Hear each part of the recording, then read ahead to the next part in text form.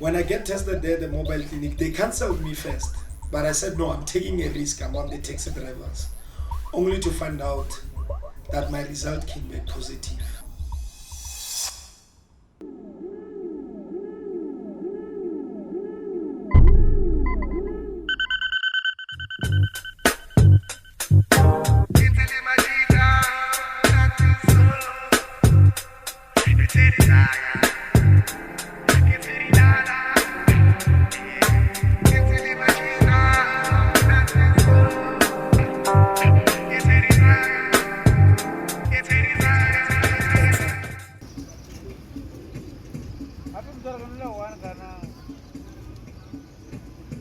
My name is Tabiso Seyema, born and raised in Amanskral in 1987 in a place called Severskehila. I started schooling there. I finished my matric there in 2005. I'm from a family of three. I'm the last, raised by a single parent. 2005, it was when I completed my grade 12. I came to Pretoria to hustle in 2006. While I was hustling, I came across a taxi industry. I joined the taxi association in 2008 as a taxi driver. I was driving from Mabopane to Pretoria, Soshanguve to Pretoria, sometimes to Polokwane. But most of the time I was in a local taxi association. So during that time, there's a lot of things that I learned from the taxi association industry. While we were gathering there as a drivers, taxi spirit, we were talking about girls, alcohol, stuff like that, cigarettes, weed and everything. So every time when the woman passes, we would say, we will blow, we will say, hey, she's got calves, she's got what, and then all the stuff. And then every day you will hear different stories. If someone's telling you that last night he slept with a young girl, she was fit, she was 16 or 17, stuff like that. And then obviously then I ask myself, then okay, even me, I joined the group because I'm also a taxi driver. I want to experience what others are experiencing. I only saw that, okay, the taxi's got power because everything there in a taxi, even if you get a small girl from the age of 15 to 16, when you wave to her or hooter to her, then you call her, she's not ashamed to come to you because we know that those girls, they are weak in mind because we give them money, we sleep with them, stuff like that. And you will never notice that there's a disease that it's called HIV. Because each and every time when we're meeting up with these young ones, we don't condomize, we just sleep with them. Even if you're staying with someone in the house as a taxi driver, not saying all the taxi drivers, I'm talking about my group, the one that I was living with there by the taxi rank.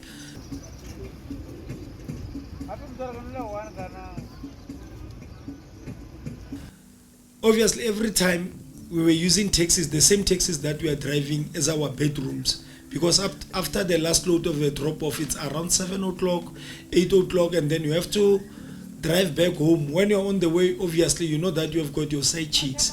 And then when your side chick is coming, is wearing a short skirt, obviously, you need that thing, the quicker thing, quick. And then at the end of the day, when there's a quick thing, you don't condomize. Just sleeping with a life like that. And then until the only disease that you will worry about, it's only not to have an STI. But STI, it was what was always getting in us. Every week we will have more than 2 or 3 drivers telling you that, hey, I've got an STI. We know that even if you've got an STI, there's these old madalas that are selling these multi bottles, 250 milliliter bottles. We know that with 15 rand, I will service my kidneys and my urine. And the other pharmacies that they don't need prescription. Obviously, I will know that antibiotics, it's less than 70 rand. When I take the antibiotics, I'm fine. But I don't even think about HIV. I don't even think about what is happening about HIV, all the stuff. The only thing that you will think when driving a taxi, it's a STI, not to pregnant someone. But we know that even if you ask those ladies, the smaller ones, they will tell you that we are preventing. Okay, they are preventing, and only to find out that I have more than 15 or 20 of them dating them at the same time. And obviously that number, 15 or 20 of them, these small kids, obviously I will have to sleep with them because every time now and then with my loads, I do give them money for what we call the quarters part. So when I pass there, I will tell her, wait, we know that the only thing that they need, these small young girls, it's airtime and data and spartu. They are not that expensive because we know that our age group, they need to settle down, and then they want a serious relationship commitment, stuff like that. And even if when you have an STI, when you are in a taxi industry, you will always accuse your woman, the one that you are staying with in the house, telling her how the toilet can give her infection. She must start using a wiper. You will be coming with the stories, framing your woman, stuff like that. It will be you will be shouting at each other. You will end up even beating her with the punches because you want to clean yourself, telling her that what time will I sleep around with girls. But deep down in my heart, I know that I was sleeping with them inside the same kumbi, the one that they gave me. So there came a time whereby I had a rash in my body. I tried many things, but they couldn't help. But I didn't take it seriously until I realized that when I urinate, I get hot.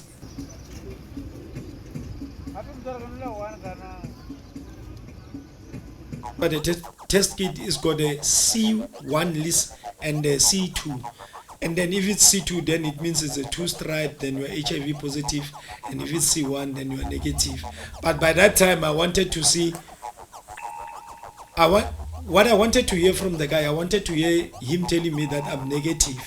But while I was there, before the testing, I knew it my ways, things that I've done, and how many people I cannot even count how many girls I've slept with. And then there's no one I can point with a finger and say she's the one who infected me, because I was the one who's going to them not having a protection. The guy told me that you are HIV positive.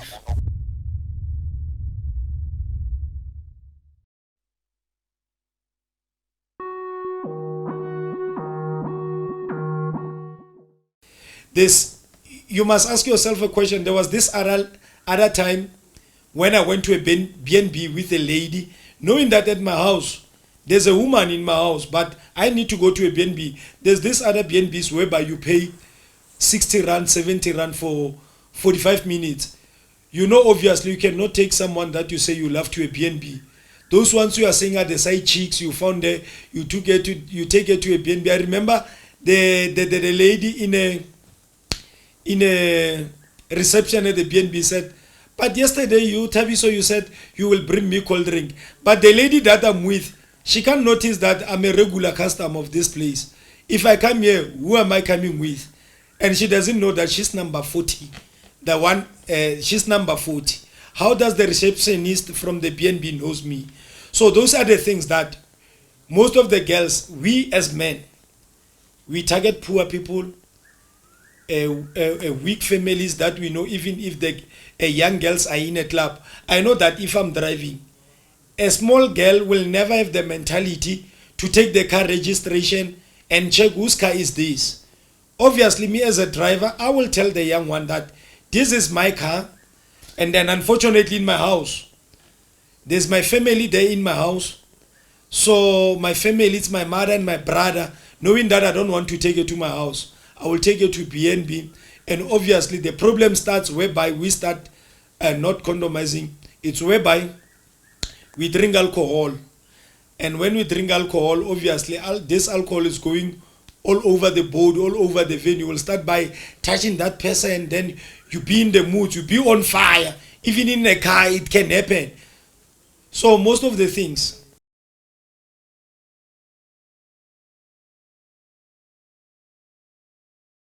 And then I ask myself, what's wrong with this? Then I tell the other colleague of mine, then he told me, no, there's one thing that you have to take. I don't know, it was a absent salt or whatever. HIV was not in my thing. Then I continue taking those things. Those things, they don't go. But I've never ever been in P again, but the rush was still there in my body. And it was eating me, but not that much. But because it was visible in my hands, I didn't know what is this rush all about. There was a time, it was, if I still remember, it was 2020 January, when I see a mobile clinic vehicle at the taxi rank. It was standing as, it was maybe 10 kilometers away from 2 meters, not far from the taxi rank. I went there to find out. I want.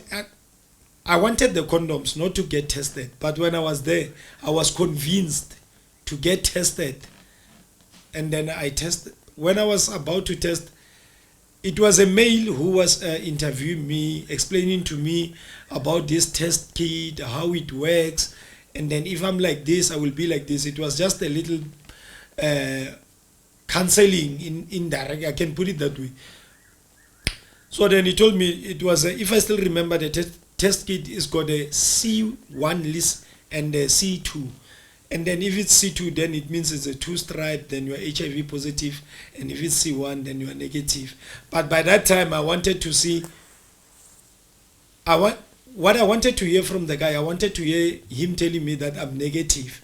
But while I was there, before the testing, I knew it my ways, things that I've done, and how many people I cannot even count how many girls I've slept with.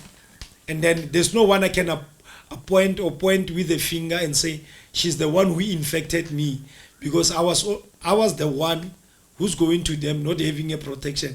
The guy told me that you are HIV positive. I asked him again, time and again, I say, my brother, you mean I'm going to die, stuff like that? You said I'm what? Then that guy said, no, bruh, calm down. Then he explained it to me.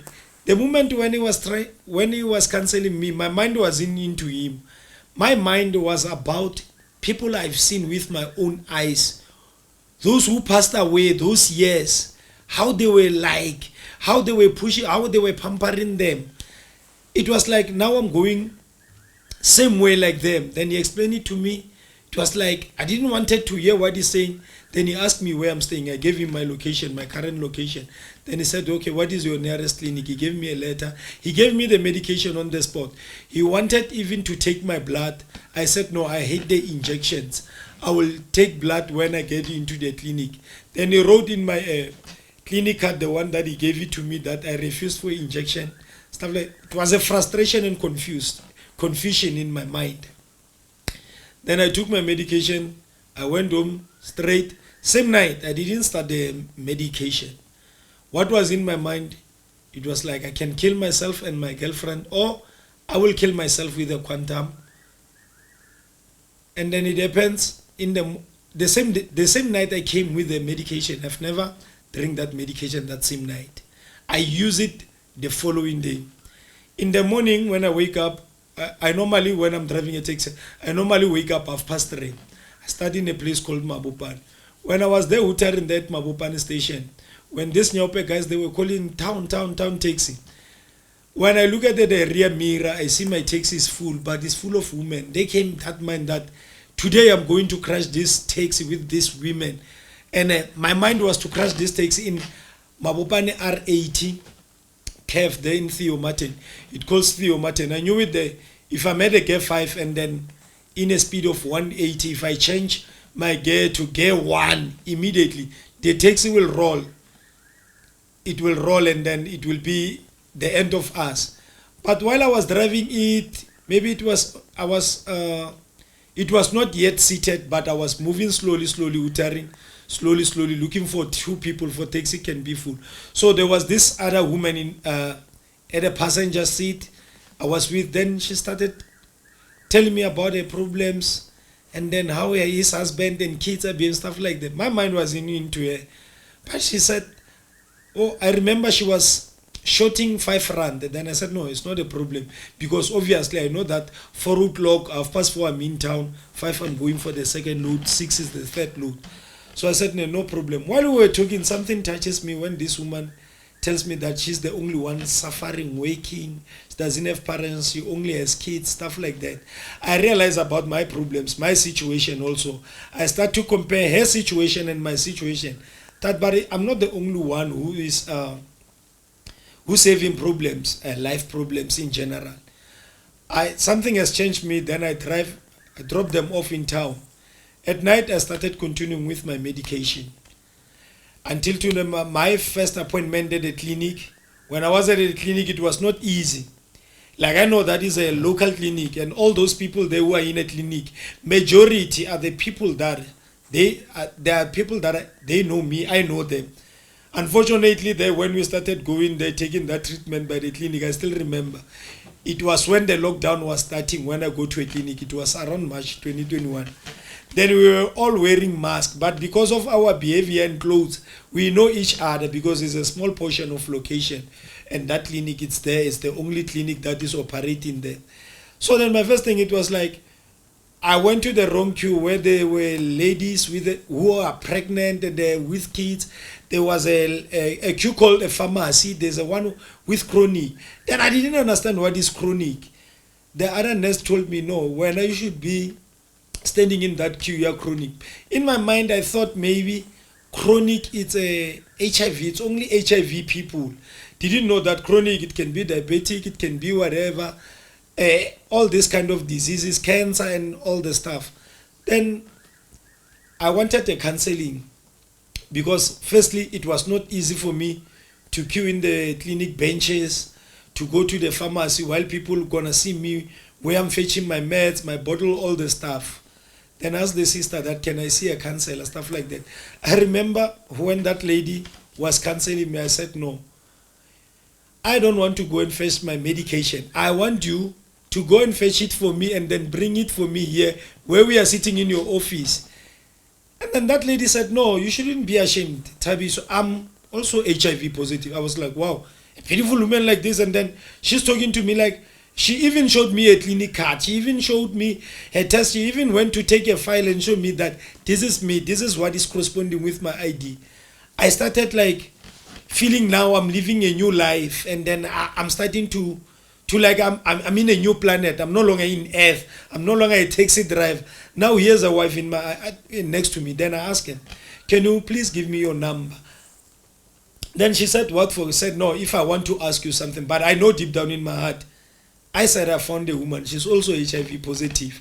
My mind was into her. She inspired me because how she is, and she told me what to eat and what to change in my life. Then she said, no, even if I can take medication, but if I'm not healed with my heart, and it's not a must for you to disclose. It's about yourself to heal yourself.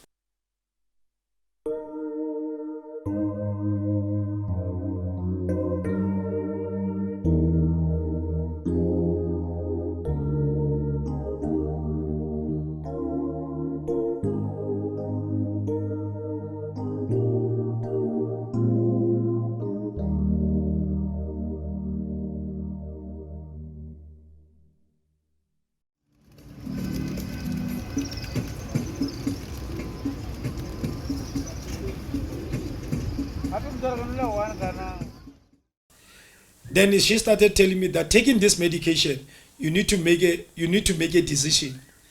You quit alcohol, you quit cigarette. And yes, by that time, I was drinking, smoking, non-stop, Monday to Sunday. Then I have to decide. I said no. But cigarette, it was not so easy for me to quit it. So then I went there she went there to fetch my medication with my file, and she said, no, this is for the last time I do this. You must now start to learn the cues and the stuff like that. I mean, my mind, HIV was no longer there. My mind was about her. Like I will make sure that taking this treatment, my mind was like, I'm doing it for her. I didn't know that I was doing it for myself.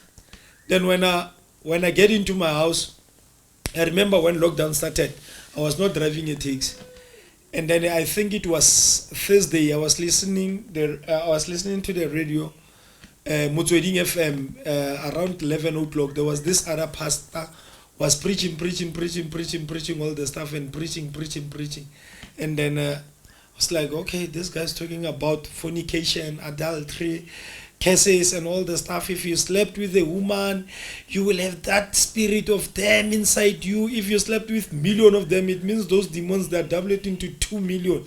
Then I started to ask myself a question. Firstly, I have dreams. I ask myself, what do I want to be in life? Because even before, my dream was to become a police officer or become a train driver. So, but I told myself that I give up now, and there's a life after this. Maybe, who knows? I contacted that lady at night. Then I asked her that, do you have grade 12 for you to have that job that you are counseling people? She only gave me two options. She said, You can go to school for counseling, but only to find out when you have to do practical, you fail. But if someone who's HIV, living HIV, counseling someone with HIV, it's something that is happening. It's not about going to school to study about people who are HIV. Then being HIV, I'm living with HIV. So I'm going to talk with someone with HIV. Then every time now and then when I text her, she's telling me about HIV. Then I ask her one simple question. Why in my chronic queue, I don't see males, I only see females?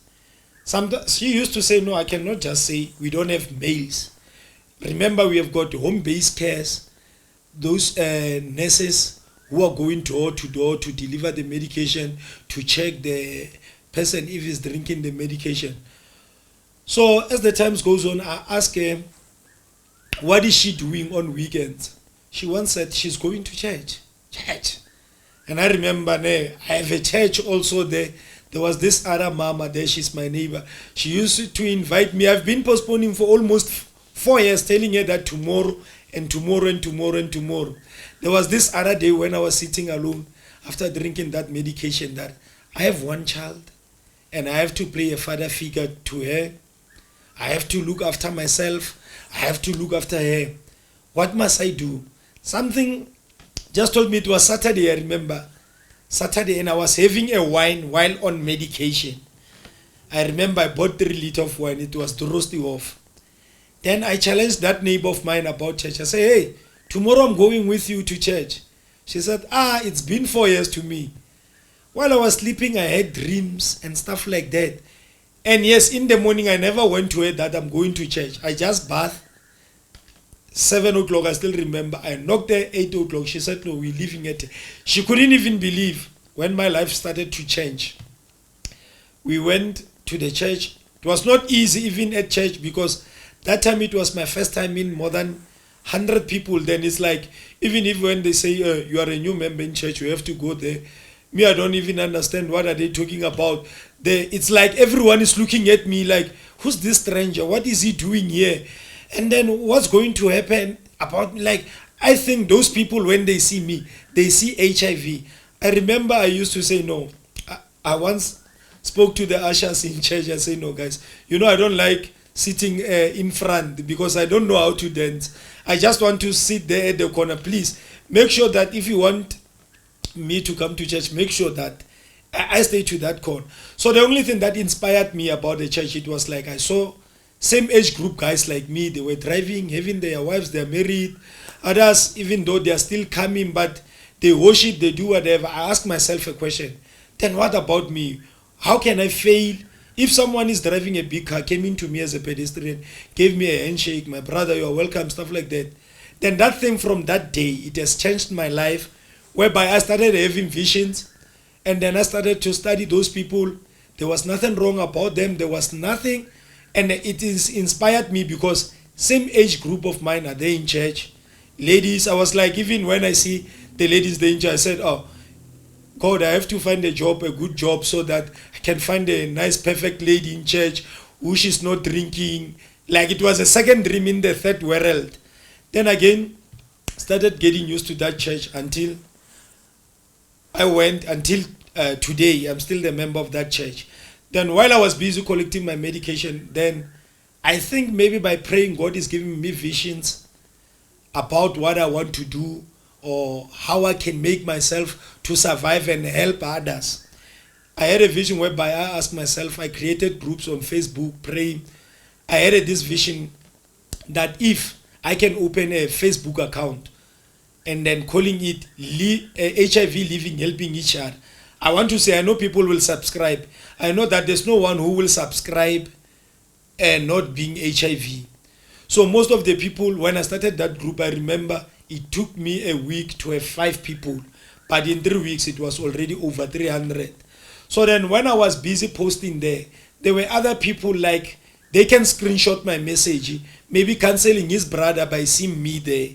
So in private, I also get messages, people need help about HIV and all the stuff. Then I ask myself a question, even the ladies, now I'm used to those ladies, I'm queuing with them at a clinic with a at the chronic side, or when we go to the farmers, ask her, are you positive? Yeah, positive. Like we talk, like, yeah, even. So I asked her, where is her boyfriend? She said, no, he's in denial. He said he is HIV negative. Then I'm asking myself, okay, I interviewed 4 to 5 guys. 4 to 5 guys, they only said to me that they will only go to test when their women are pregnant. So they say, I don't want to go to a clinic to get a depression while the depression is sitting in the chair. I'm going there and take the depression and put it in my pocket. Then I ask myself, is this guy thinking? But I said, no, I should not blame him, because I was also like him. Me and the clinic and the church, we were enemies. Those were the two companies that I didn't wanted to be closer to them, because firstly, obviously in a clinic you will queue, then in a clinic you will be watching someone talking hara, then like get a hit, you want to go there, like everything with that mission. So I told myself when I changed, said no, I need men, because we men, it's what we do. When we cheat, we develop anger, and our anger, it's affecting the girlfriends that you are staying with in the same roof. Reason being, a gender-based violence that once a woman caught you or suspect you cheating, and you know that is truth, you don't want to admit, you start to develop an anger inside you. Every time when you see her, you just see a rubbish. And she told you the truth that I don't want to get sick. And yes, it's true that when she's telling you that you are cheating, you start to fight there, and then the gender-based violence, stuff like that. Sometimes we do cheat them, even though we love them, but we don't get enough of them, because we just want to have many sexual partners, because we are weighing them with how they look, their packages and all the stuff. And I check, like, okay, that's me. I once had a girlfriend. I cannot just say it was my ex that infected me, or the ladies that are infected me. Hence, I don't know. I'm not pointing anyone. But the life I lived and my behavior, how it was, I changed it. I went to a clinic. I went to church. My life was saved.